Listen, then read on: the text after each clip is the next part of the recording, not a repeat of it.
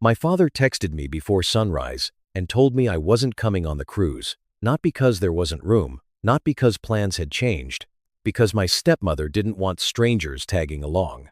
Strangers. That was the word he used for his own son. The son who paid the bills, fixed the house, covered the emergencies, and kept his life standing when everyone else disappeared. But what he didn't know was this. Before that cruise ever reached open water, I found out my name had been removed. My money was still welcome, and even my mother's photograph had been taken down like she never belonged there. So I made one quiet decision. I stopped paying to be erased. And when they came home, the house they thought was theirs was already gone. I used to think being the reliable son meant showing up quietly, paying what needed to be paid, and never making my father feel ashamed. But there's a point where loyalty stops looking like love and starts looking like permission for people to erase you. Before we begin, tell me where you're listening from and what time it is where you are. Then stay with me, because this started with one text message and ended with my father standing in a driveway, holding luggage, with nowhere left to go. And the worst part was not losing the house. It was realizing I had been the only one still calling it family. The coffee had just started dripping when my phone lit up on the kitchen counter. It was still dark outside, that quiet hour in Scottsdale when the desert looks almost blue through the window. I had been up since 5, same as always. Old habits do not retire just because a man gets older. I had a plain mug beside me, the one with a chip near the handle, and my truck keys sitting next to it. The little brass compass keychain caught the kitchen light when I reached for the cream. My father gave it to me when I was 16, back when he still talked to me like I was someone he was proud of. My phone buzzed again. Dad? I wiped my hand on a dish towel and picked it up, expecting something ordinary. Maybe he needed the cruise confirmation number. Maybe Jody had misplaced the luggage tags. Maybe he wanted me to check the flight times again, even though I had sent them twice. Instead, the message read, Thane, plans changed. You're not coming on the cruise. Jody doesn't want strangers tagging along. I stood there with the phone in my hand while the coffee kept dripping behind me. Not guests. Not extra people. Strangers. I read it again, slower this time, like maybe the words would rearrange themselves if I gave them a second chance. They did not. The worst part was not that Jody said it. I knew how she looked at me, like I was an old piece of furniture left behind from my father's first life. The worst part was that the text came from him, my father, Durst Mercer, the man whose roof I had repaired after the summer hailstorm, the man whose insurance renewals I handled because the paperwork gave him a headache, the man I drove to appointments after his heart procedure because Jody said hospitals made her anxious, the man whose groceries I brought over every Thursday for 3 months because he could not lift anything heavier than a milk jug. I had spent years making sure my father never had to feel alone. Somehow, I had become the stranger. I set the phone down, then picked it right back up. My thumb hovered over the call button. A younger version of me would have called immediately. He would have asked what he did wrong. He would have apologized for making Jody uncomfortable. He would have tried to smooth it over before breakfast. That man had kept peace so long he forgot peace was supposed to include him. I started typing. Dad, I paid for the cruise. I deleted it. Then I typed, do you understand what you just called me? I deleted that too. A grown man does not accidentally call his youngest son a stranger unless that word has already been spoken in the house, tried on, agreed with, and finally sent. I looked again at the compass keychain. For a moment, I remembered my father's old voice from decades ago. A compass does not tell you where home is, son. It reminds you who you are when you get lost. Funny how a memory can warm you and cut you at the same time. My coffee finished brewing. I poured a cup, but I did not drink it. The kitchen had gone too still. Even the air conditioner sounded far away. Have you ever had someone you loved make you feel like you did not belong anymore? I hope you have not. But if you have, then you know the strange calm that comes after the first hurt. It is not forgiveness. It is not anger either. It is the moment your heart stops arguing with what your eyes can plainly see. I turned the phone face down beside the compass. Then I walked to my small home office, opened my laptop, and pulled up the cruise reservation. Not because I wanted to fight, because I needed to know one thing. Had my father only uninvited me? Or had he erased me completely? I opened my laptop that morning expecting to find one changed ticket, but what I found was years of silence finally adding up. I did not open the cruise reservation right away. My hand was already on the trackpad, but something stopped me. Maybe pride, maybe fear, maybe that stubborn little part of me that still wanted proof my father had not meant it the way it sounded. So I picked up my phone instead and typed Dad into the search bar. The first message that came up was from 3 weeks earlier. Can you call the insurance company? Jody says they raised the premium again. Below that was another. The water heater is making that noise again. You know anybody good? Then another. HOA sent a notice. Can you look at it? And another. Can you cover this until next month? Things are tight. I kept scrolling. There were no long conversations. No. How's your week, son? No. Come over for dinner. No. I was thinking about you. Just requests. Problems. Bills. Small fires someone expected me to put out before they spread. At first, I tried to defend him in my own mind. Dad had never been much of a texter. Some men from his generation didn't write warm messages. They showed love by asking if your tires were good or whether your roof needed sealing before monsoon season. But the longer I looked, the harder that excuse became to hold. One message from Jody sat in the middle of the thread because Dad had forwarded it to me. Thane knows about this stuff. Let him handle it. Not ask Thane. Not please check with him. Let him handle it. That was when my jaw tightened. I was the youngest son, but somehow I had become the oldest responsibility in the room. My brother Corbin had moved to Oregon years ago and visited when it was convenient. My sister Marla sent birthday cards with gift cards inside, then called that doing her part. I stayed close. Not because I had nothing else. I had a business to run, tenants to answer to, repairs to schedule, my own life to keep upright. But whenever Dad needed something, the family answer was always the same. Call Thane. He'll know what to do. He won't make a fuss. He never does. That last part was the one that bothered me most. They were right. When my father married Jody, I tried harder than anyone to make it work. I fixed the patio gate before their first backyard barbecue. I paid the deposit when they wanted new flooring but did not want to dip into savings. I sat through dinners where Jody's daughter Gypsy talked over me like I was hired help who had accidentally been given a plate. I told myself it was adjustment. I told myself blended families took patience. Jody had a way of saying things that sounded polite until they settled in your chest.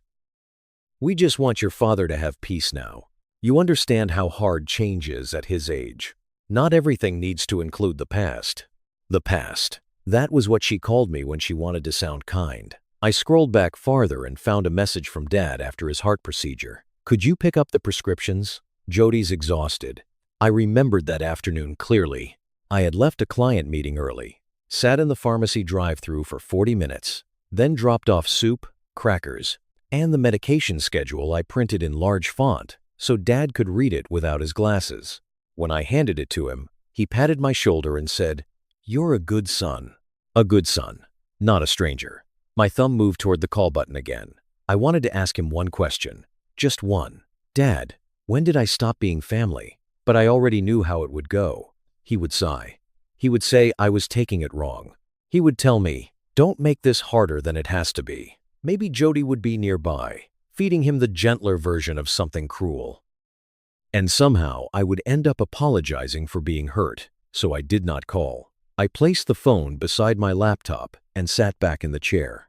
The house was quiet except for the low hum of the refrigerator and the faint ticking of the wall clock. Nothing dramatic happened. No shouting, no door slamming. Just a man looking at a decade of messages and finally understanding the pattern. I had not been included. I had been used. And there is a difference. After a few minutes, I closed the message thread. My fingers felt steady now, not because I was calm, but because the confusion had started to clear. If Dad wanted to call me a stranger, then I needed to know exactly how much of his life that stranger was still paying for. I opened my banking email. The first message looked harmless, just another automatic notice from the bank, until I saw the amount attached to my father's life. The email sat at the top of my inbox with the kind of subject line nobody pays attention to. Annual spending summary available. I almost clicked past it. Banks love making everything sound harmless. A notice. A summary. A courtesy reminder. But after that text from Dad, harmless did not feel harmless anymore. I opened it. The page loaded slowly, and when the total appeared, I sat back from the desk. It was not one bill. It was not a favor here and there. It was a whole life, quietly leaning on my accounts. Mortgage draft, property tax escrow, homeowner's insurance, electric, water, landscaping, pool service, pest control. A maintenance plan for the air conditioning unit because Jody said Arizona summers were too much for your father to deal with. Line after line, all tied to me. I had seen those charges before. That was the embarrassing part. I had approved most of them myself at one point or another, but I had never looked at them together, stacked like evidence. That is how it happens in families like mine. Nobody walks in one day and says, "Give up your peace so we can stay comfortable." It starts smaller. "Can you help just this month? Your dad's been through enough. We'll get back on our feet. You're good with money, Thane." After Dad retired, I handled a few forms. After his heart procedure, I covered some prescriptions. When his credit took a hit from medical balances, I stepped in so he would not lose face. When the house in Scottsdale came up, I qualified for the financing because he could not. The deed stayed in my name. The loan stayed under my responsibility. Dad lived there because I trusted him, and because a son does not usually think of his father as a future liability. I remember the day we signed. Dad gripped my shoulder in the title office and said, "I won't forget this." I believed him. I did not buy that house to control him. I bought it so he could sit on a shaded patio in his 70s and not worry about rent going up. I wanted him to have dignity. Maybe that was my mistake. I protected his pride so carefully that he started mistaking my sacrifice for his own stability. I opened the county recorder's website and searched the property records. There it was, Mercer, Thane. No confusion, no shared title, no hidden agreement, just my name in plain public record, attached to the house where my father's new family had started treating me like an inconvenience. A text from Jody appeared in my memory, one she had sent after I paid for new flooring 2 years earlier. "We appreciate your help, but try not to make your father feel dependent. He needs to feel like the man of the house." I almost laughed, but there was no humor in it. The man of the house, paid for by the stranger. I clicked back to the bank dashboard. A cruise charge was listed as pending for the next processing cycle. Dining package, excursion deposit, premium cabin upgrade. The final balance was scheduled to come out the next morning. My father had removed me from the trip, but my account was still welcome. That was the part that settled everything in my chest. Not anger, not yet. Clarity. I thought of all the times I had said yes before anybody finished asking. I thought of Corbin out in Oregon saying, "You're closer, so it makes sense." I thought of Marla telling me, "You know Dad listens to you," while she stayed conveniently unavailable. And I thought of Dad writing stranger like it was a normal word to send to the son who had kept the lights on. If someone treated you like a stranger while living under a roof you were paying for, what would you have done? I did not press anything that moment. That mattered. A foolish man reacts while he is bleeding. A careful man waits until his hands are steady. So I downloaded every statement. I saved the mortgage history. I printed the property record. I made a folder on my desktop and named it Scottsdale House. Then I stared at the pending cruise payment. One click could stop it. One click could start the kind of family war people pretend only happens to other households. My finger hovered above the trackpad. For most of my life, I had moved out of habit. Dad needed something. I handled it. Jody complained. I fixed it. Someone made me feel guilty. I paid. This time, I paused. I stared at the screen for nearly a full minute before realizing the hardest decision was not whether to cancel the payments. It was whether I was finally ready to stop rescuing people who no longer saw me as family. I closed the banking page without touching the cruise payment.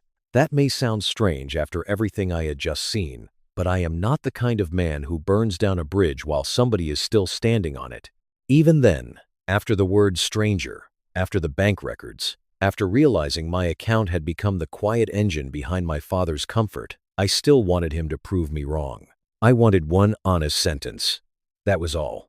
I picked up the phone and called him. He answered on the fourth ring, cheerful in a distracted way. Hey, Thane, I was just about to call you later. We're trying to get packed. Jody says I'm bringing too many shirts. I heard drawers sliding in the background, a suitcase zipper, Jody's voice somewhere farther away saying, Durst, don't forget your blue jacket. Dad chuckled. You know how trips are. For a few seconds, I let him have that ordinary moment. He sounded like a man getting ready for vacation, not a father who had just cut his son out of one. Then I said, Dad, did you really mean what you texted me? The sound on his end changed, not completely silent, but thinner. Well, he said, I figured you might be upset. That wasn't what I asked. He sighed, and I could picture him rubbing his forehead the way he did when a conversation became inconvenient. Jody just wants this to be simple, no tension. You know how family dynamics can get. Family dynamics? Don't start picking apart every word. I'm asking about one word. He did not answer. So I gave it to him plainly. Strangers. Another pause. Then he said, Thane, come on. It's just one vacation. That sentence did something inside me that the text had not finished doing. It told me he had already made peace with hurting me, as long as I stayed polite about it. I leaned back in my chair and looked at the printed statements on my desk. The mortgage drafts from my account, I said. The insurance renewals, the roof repair after the storm, the water heater, your surgery bills. The property taxes, the cruise deposit. Those were not one vacation. His voice hardened a little. Nobody asked you to do all that. I stared at the wall. There are sentences that do not sound loud, but they still knock the breath out of a room. Nobody asked you. Not thank you. Not I forgot how much you did. Not I'm sorry. Just a clean little escape hatch. Dad, I said carefully, you asked me in 100 small ways. He gave a tired laugh, the kind people use when they want your pain to look unreasonable. You always make things so serious. Jody said you might take this personally. It is personal. No, it's not. You're grown. You have your own life. Let us have this trip without making it a whole thing. I heard Jody closer now. Is that Thane? She asked. Tell him we'll talk after the cruise. Dad lowered the phone, but not enough. I heard him say, he's upset. Jody's answer came clear as day. Well, he'll get over it. He always does. I closed my eyes for one beat. Not because I was weak, because if I spoke too fast, I might say something I could not take back. When I opened my eyes, the compass keychain sat beside the stack of papers where I had placed it earlier. The little brass face looked dull in the afternoon light. I said, if that's really how you see this relationship, then maybe it's time everything reflects that. Dad made an impatient sound. What is that supposed to mean? It means I'm going to stop confusing help with obligation. Don't be dramatic. I'm not. You're emotional right now. No, I said. I was emotional this morning. Right now, I'm listening. That finally quieted him. For a moment, I thought he might hear me. I thought maybe some old part of him would break through the comfort, the avoidance, the need to keep Jody pleased. Maybe he would say my name differently. Maybe he would remember I was his son before I became his safety net. Instead, he said, we'll talk when I get back. That was his choice. I said, enjoy your trip, Dad. Then I ended the call. The room did not feel dramatic afterward. It felt clean. Painful, yes, but clean in the way a window feels after someone finally wipes away years of dust. Sometimes the hardest conversation is not the one where people yell. It is the one where you realize they never intended to understand you. Maybe you have had a conversation like that. Maybe you remember exactly where you were sitting when it happened. I sat there for several minutes, not moving. Then my phone buzzed. Your cruise payment will be processed tomorrow at 8 a.m. I read it once. Then I placed the phone beside the brass compass and watched the needle settle steady under the glass. Maybe, I said quietly. I've been walking in the wrong direction for years. The next morning, before the Arizona sun had fully risen, I logged into my bank knowing that one click would change every life involved. The next morning, I logged into my bank before the house across the street had turned on a single light. The cruise payment sat there, waiting like nothing had happened. I looked at it longer than I needed to. Then I closed the laptop. Not because I had changed my mind, because before I made the first real move, I wanted to see my father face to face one more time. Maybe that was foolish. Maybe it was loyalty dragging its feet. But when a man has spent half his life trying to be a good son, he does not walk away without checking whether there is anything left worth saving. I showered, dressed, and drove to the Scottsdale house just after 8. The front yard looked perfect. Of course it did. The gravel was freshly raked, the desert plants trimmed clean, the entryway swept. The landscaping company I paid every month had been there 2 days earlier. Even the flowers near the walkway looked brighter than I felt. My key still worked. When I stepped inside, the first thing I saw was luggage by the foyer. 2 hard-shell suitcases, a garment bag, a tote with cruise tags already looped through the handle. From the kitchen, Jody laughed, not a nervous laugh. Not the kind people make when something is wrong. A vacation laugh. Dad was at the counter, folding a printed itinerary. Jody stood beside him in a white linen shirt, holding a travel mug like she was posing for one of those retirement brochures they leave in doctors' offices. "Oh," she said when she saw me. "You came over." Not hello, not good morning. You came over. Dad looked at me, then looked down at the papers. "Thane," I kept my voice even, "I wanted to bring by a few things before you leave." That was not entirely true. I had nothing in my hands except my keys. Jody smiled the way people smile when they want to win without admitting there is a contest. "That's thoughtful. Your father and I are trying to keep this trip peaceful. You understand." There it was again, peaceful. In that house, peace always seemed to mean everybody else got what they wanted while I stayed quiet. I was about to answer when something near the living room pulled my attention, the fireplace mantel. For as long as I could remember, my mother's photograph had sat on the left side of that mantel. Elowen Mercer, in a pale blue blouse, smiling at the camera like she knew something good was coming. Even after Dad remarried, that photograph stayed there. It was not large. It did not dominate the room. It just existed, the way history should. Now it was gone. In its place was a framed picture from a previous cruise. Dad, Jody, and Gypsy standing on a deck somewhere, all sunglasses and bright teeth. I walked closer before I realized I had moved. "Where's Mom's picture?" Jody set her mug down slowly. "We moved a few things around." "Where is it?" Dad shifted his weight. "Thane, don't start." That hurt more than I expected. Not because he sounded angry, but because he sounded tired of me before I had even spoken. Jody came into the living room. Soft voice, clean hands. "Your father deserves a fresh start." This house had a lot of old energy in it. Old energy. My mother was dead, and Jody had reduced her to clutter. I turned to Dad. "You agreed to that?" He opened his mouth, but no words came out. That was his answer. I checked the hallway, then the guest room, then the laundry area. I do not know why I knew to look there. Maybe because families always hide the truth in places they think no one will check.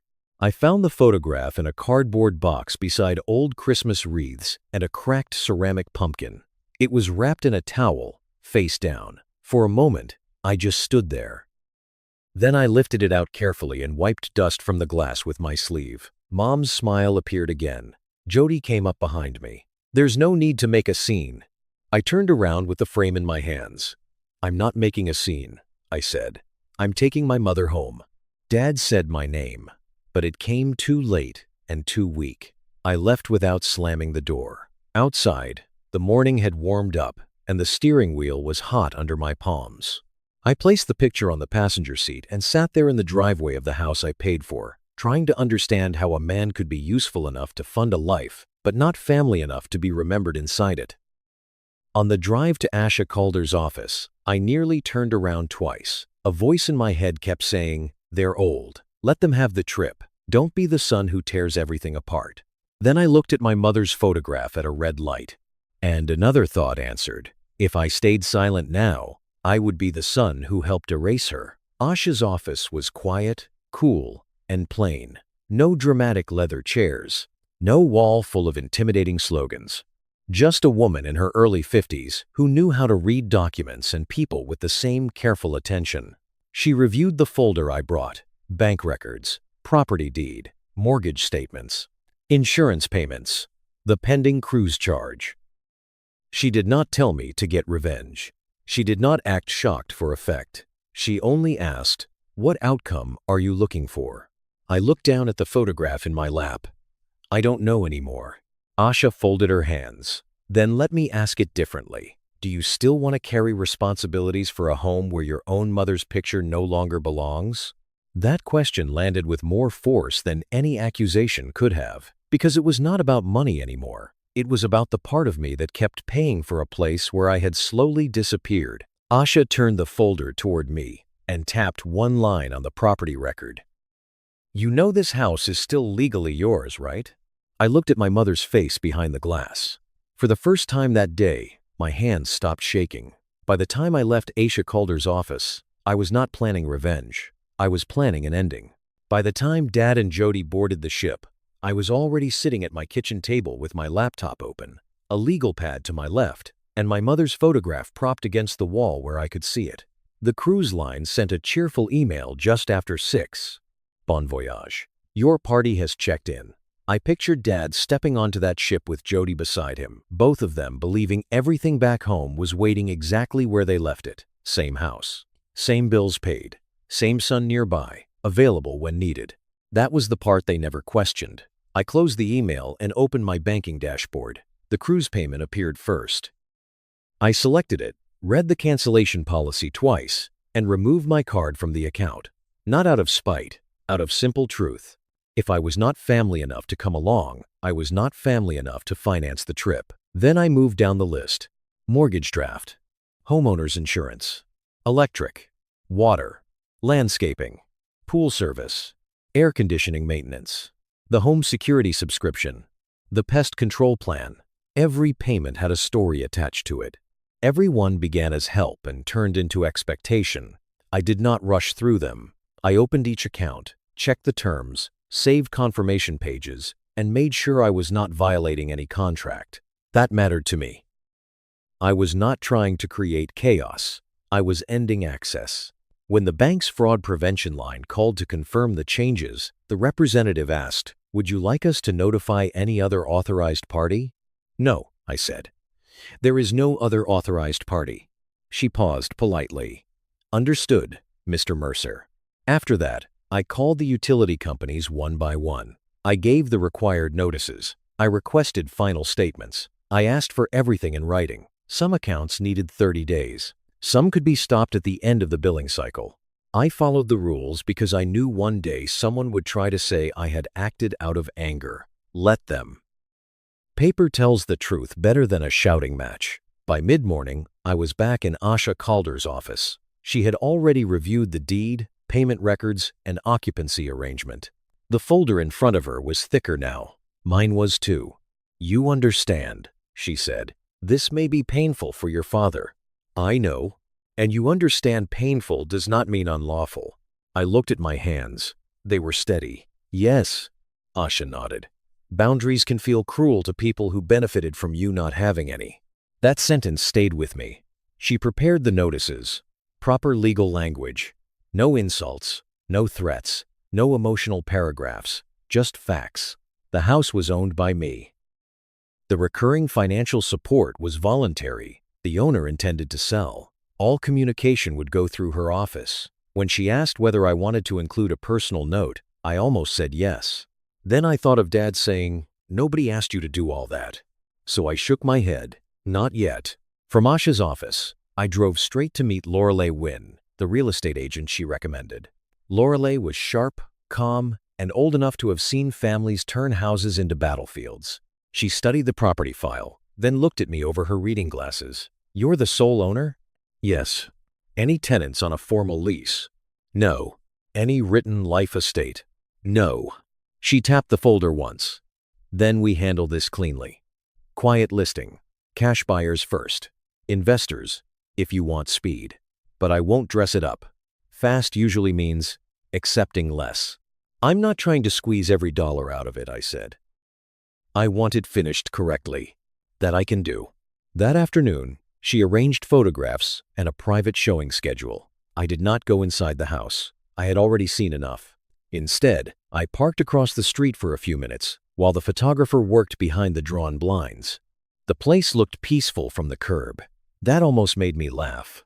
For years, I had treated that house like proof that I was a good son. If the roof was fixed, I was good. If the taxes were paid, I was good. If Dad had groceries, prescriptions, repairs, comfort, then maybe one day he would look at me and see more than the person who handled things. But a house can stand perfectly upright while everything inside it is crooked.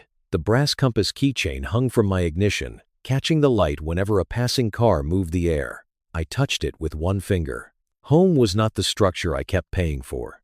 Home was the part of myself I had been leaving behind every time I said yes when I should have asked why. I started the truck and drove away. That evening, just after dinner, my phone rang from a number I did not recognize. I let it go to voicemail, waited until the message appeared, then played it on speaker. Lorelei's voice filled the quiet kitchen. "Mr. Mercer, this is Lorelei Wynn. I know we just listed privately, but I already have an interested cash buyer requesting an expedited closing. They've reviewed the basics and want to move fast." I looked across the room at my mother's photograph. The cruise had barely reached open water. The first offer on the house was already sitting in my inbox. The first offer came in before lunch the next day. Lorelei called it serious, clean, and fast. A cash buyer out of Phoenix wanted the property as is. No financing delay, no long inspection window. They understood the house was occupied part-time and that all communication had to go through Aisha's office. I did not celebrate. I signed what needed to be reviewed, asked Asha to double-check every line, and went back to my regular work. Tenants still had leaky faucets. A contractor still needed approval on a roof patch. Life has a way of continuing even when your family is falling apart. By the third day of the cruise, the phone calls started. The first was from my sister, Marla. "What on earth are you doing to Dad?" "No hello. No, how are you holding up?" "Just accusation. Already dressed and ready." "What did he tell you?" I asked. "He didn't have to tell me anything," Jody called. "She said you're punishing them because you weren't invited on a cruise." I looked at the stack of documents on my desk. "That's not what happened." "Well, it sure looks that way. He's 72, Thane. You don't do this to your father at his age. At his age, he should know not to call his own son a stranger." She went quiet for half a second, then recovered. "I'm sure that was taken out of context." That became the family phrase of the week. Out of context, misunderstood, overreaction. By noon, Corbin had texted from Oregon. "This is low, even for you. Dad doesn't need stress on vacation." Then an aunt I had not heard from since Thanksgiving wrote, "Family isn't about money. Shame on you." I stared at that one for a while. People who never showed up have a remarkable gift for lecturing the person who did. I did not answer most of them. Not because I had nothing to say, but because defending yourself to people committed to misunderstanding you is like pouring water into sand. That afternoon, Jody began posting photos. There they were on the ship, smiling at dinner. Dad in a navy blazer I had paid to have altered. Jody beside him, pearls on her neck, one hand resting lightly on his arm. Gypsy leaned into the frame with a glass of iced tea and a caption that read, "Finally enjoying real family time. No drama, no guilt, just love." I read it twice. No drama, no guilt, just love. Underneath, Jody had added, "Some people only help so they can hold it over your head later. We choose peace." That one spread faster than truth ever does. By evening, 3 more relatives had messaged me. One cousin told me I needed counseling. Another said, "You'll regret this when he's gone." A family friend wrote that children should honor their parents, even when they disagree. I almost typed back, "Honor is not the same as funding disrespect." Instead, I closed the app. A man can lose his dignity twice. Once when people mistreat him, and again when he begs the wrong audience to believe him. Dad called the next morning from the ship. His voice was not soft this time. "What are you doing with the house?" So the notice had reached him. "I'm selling it," I said. "You can't be serious." "I am. That's my home. It's the house I bought." He breathed hard into the phone. "You're embarrassing me." Jody is beside herself. "Do you have any idea what this looks like?" "Yes," I said. "It looks like I stopped paying for a life I wasn't welcome in." "You're doing this because of a vacation." "No. The vacation just made it impossible to ignore." He snapped. If you loved me, you wouldn't do this. That sentence could have broken me earlier in life. It was designed to. People use love like a leash when honesty would cost them too much. I kept my voice steady. Who paid for that house these past 7 years, Dad? He did not answer. I waited. Somewhere behind him, I heard Jody say, "Don't engage with him. He wants attention." Then Dad said, "We'll deal with this when we get home." "No," I said. "Asha will deal with it through the proper channels." "You got a lawyer against your own father?" "I got a lawyer because my father stopped listening." He hung up. For a few minutes, I sat there with the phone in my hand. My chest ached, but my mind was clearer than it had been in days. Later that afternoon, Asha called. "I received the escrow verification," she said. "The payment history is clean. Every major expense traces back to your personal accounts." "That helps?" "It helps a lot." She went on to explain that the escrow officer had confirmed the funding trail and the deed history. Then she added something I had not expected. Dad's longtime tax preparer had sent records showing that several expenses Dad had casually described as household costs were, in fact, paid by me. "He's not taking sides," Aisha said. "He's just confirming documents." "That's enough," I said. And it was. Truth does not need to shout when it has paperwork. That evening, I took my mother's photograph and placed it on the small table in my living room. Not in a box, not face down, not hidden near old decorations. Right where the afternoon light could touch it. Beside it, I set the brass compass keychain. For the first time since Dad's text, I did not want revenge. I did not want to embarrass him. I did not even want the family to apologize all at once, as if one speech could repair what years had worn down. I wanted the truth to stand without me holding it up. Sometimes, the people who know the least are the first to judge. Maybe you have been blamed before anyone asked for your side. If so, you know how tempting it is to scream the facts just to feel sane. I chose not to scream. Just before bed, an email from Aisha appeared. Subject line, "They're coming home tomorrow." I opened it. The closing was scheduled for the same afternoon their plane landed. As their flight crossed back into Arizona, they would still believe they were coming home. I was not standing in the driveway when Dad and Jody got back. That would have made it a show, and I had no interest in turning my pain into neighborhood entertainment. While their flight crossed the desert and descended toward Phoenix, I sat in a conference room at the title company with Asha Calder on my left and a stack of closing documents in front of me. My phone rested face down beside my pen. Aisha glanced at it once. "You don't have to answer if they call." I know. That was new for me, knowing I did not have to answer. For most of my adult life, my father's name on my screen had felt like a command. That afternoon, it was just a name. The buyer signed first. Cash funds had already cleared. The escrow officer moved through the packet in a calm voice, explaining each page before I added my signature. Deed transfer, settlement statement, final disclosures, receipt of notice. Nothing rushed, nothing hidden, everything clean. About 15 minutes before the final signature, my phone began vibrating. "Dad." I let it ring. It stopped, then started again. Asha slid one document toward me. "This is the final acknowledgement." I signed. The phone buzzed a third time. Then a message came through from Dad. "The key doesn't work." A second later, "What did you do?" I looked at Asha. She nodded. "Now, you can answer." When I picked up, Dad was breathing hard. "Thane, what is going on?" His voice had a sound I had not heard in him for years. Not anger exactly. Panic trying to dress itself as authority. "The house was sold," I said. "What do you mean sold?" "We just got home. There's a sign in the yard. There's some truck out front. Our keys don't work. The buyer took possession after closing." Jody's voice cut in from the background. "This is illegal. He can't do this. Tell him he can't do this." I kept my eyes on the signed packet. It was legal. Dad snapped. "That was my home. It was the home I bought. The deed was in my name. You knew that. You went behind my back. I warned you before you left." "You call that a warning?" "You were upset over a trip." "No," I said. "I was done being called a stranger while paying for the life you wanted."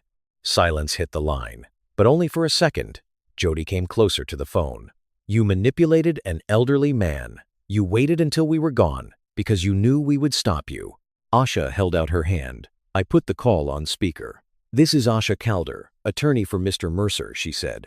Mrs. Mercer, all notices were sent through appropriate channels. The property records, payment history, communication logs, and closing documents are complete. Jody's tone changed, sharper now.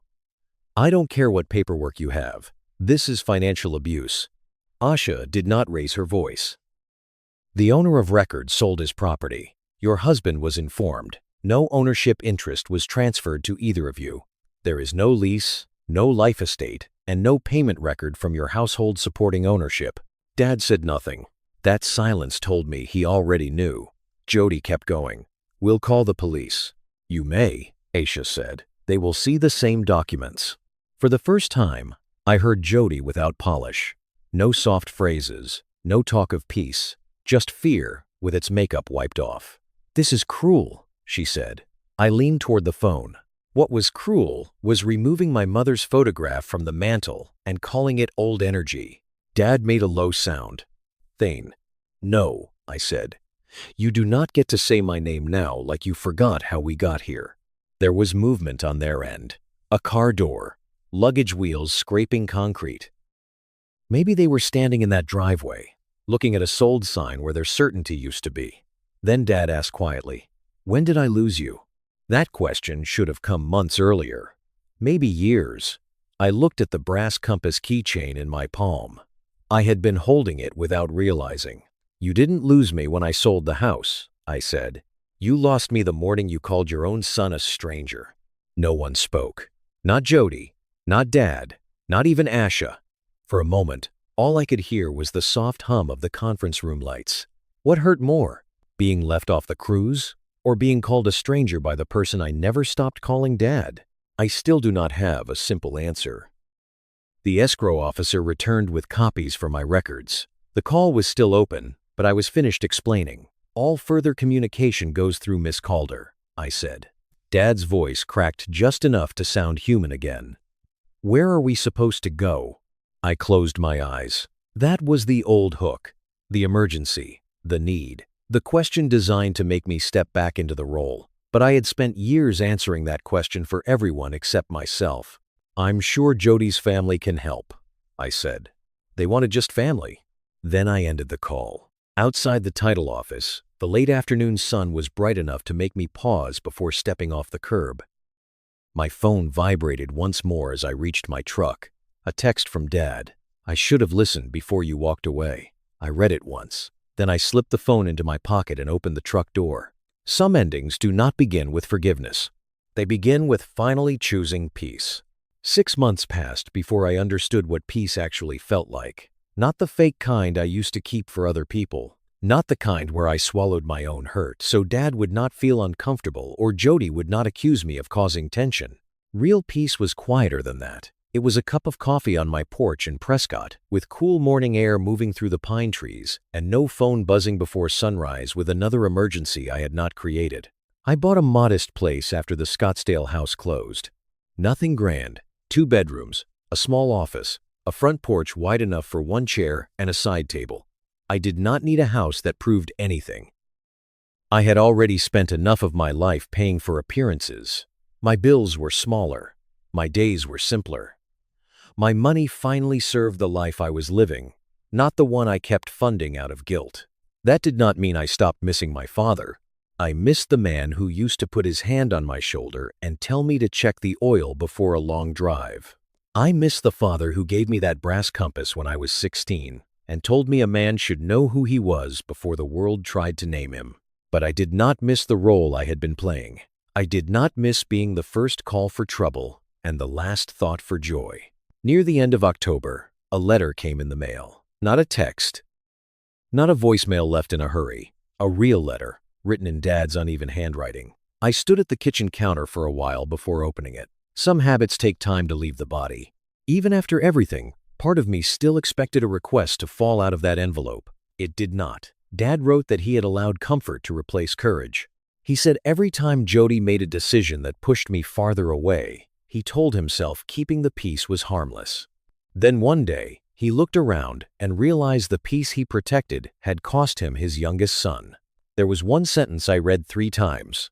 I did not mean to replace you, but I stood by while it happened. That was the closest thing to truth I had ever received from him. He apologized without asking to move in, without asking for money, without asking me to fix anything. That mattered. I folded the letter carefully and slid it back into the envelope.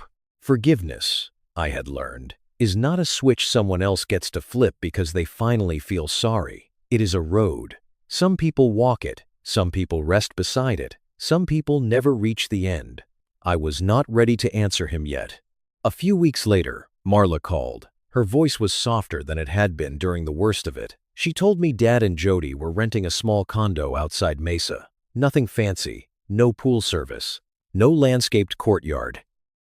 Just a place they could afford without me quietly holding up the walls. She says you ruined everything, Marla said. Jody? Yes. I nodded, though Marla could not see me. That sounds like her. Dad doesn't say much. That sounds like him. Marla sighed. I should have asked more questions before I judged you. I looked out the window at the late afternoon light, resting on the porch rail. Yes, I said, you should have. She did not defend herself. That was new too. I took no pleasure in hearing that Dad's life had become smaller. I did not need him miserable to feel free. No one had destroyed him. No one had abandoned him on the side of the road. He was simply living inside the limits he once expected me to erase. Consequences do not always arrive loudly. Sometimes they come as a smaller apartment, a quieter phone, and the realization that the person you counted on was not obligated to stay counted. One Saturday, Prescott held a community fair downtown. I went because Brennan had been pestering me to get out more, and because the weather was too nice to waste indoors. There were folding tables, kettle corn, retirees selling handmade birdhouses, kids running between booths with painted faces. I was buying a lemonade when I noticed a little boy standing near a bench, trying hard not to cry. He could not have been more than 7. You lost? I asked gently. He nodded. I crouched a few feet away so I would not crowd him. All right, we'll get you found. A volunteer nearby radioed for help. While we waited, the boy stared at my keys. What's that? I looked down. The brass compass keychain. For a second, I rubbed my thumb over its worn edge. My dad gave this to me, I said. A long time ago. Does it work? I smiled a little. Better than I understood. The boy's eyes stayed on it, worried and curious at the same time. So I unclipped it and placed it in his palm. My dad used to tell me a compass doesn't tell you where home is, I said. It reminds you who you are when you feel lost. The boy closed his fingers around it. A minute later, his parents came rushing across the grass. His mother dropped to her knees and wrapped him in her arms. His father thanked me twice, maybe 3 times. I told them it was all right and walked away before the moment became too much. I did not feel like I had given away my father. I felt like I had finally kept the lesson and released the weight. That evening, I hung 2 framed photographs in my living room. One was my mother, Elowen, smiling in that pale blue blouse. The other was a simple picture I had taken from my own porch, mountains soft in the distance, morning light across the railing. No expensive art, no staged family portrait, just 2 reminders. One of where I came from, one of where I chose to go. Sometimes the deepest wounds are not caused by enemies. They come from the people who stayed silent when love required them to speak. If you have ever had to walk away from someone you loved just to protect your peace, I hope you know this. Walking away does not mean you failed. Sometimes it means you finally stopped failing yourself. People have asked whether I regret selling that house. The truth is, I never sold my family. I only stopped financing the illusion that we still were one. Losing that house did not cost me my home. It helped me find one. I was never the stranger my father called me. I was simply the last person willing to carry a family that had already let go of me.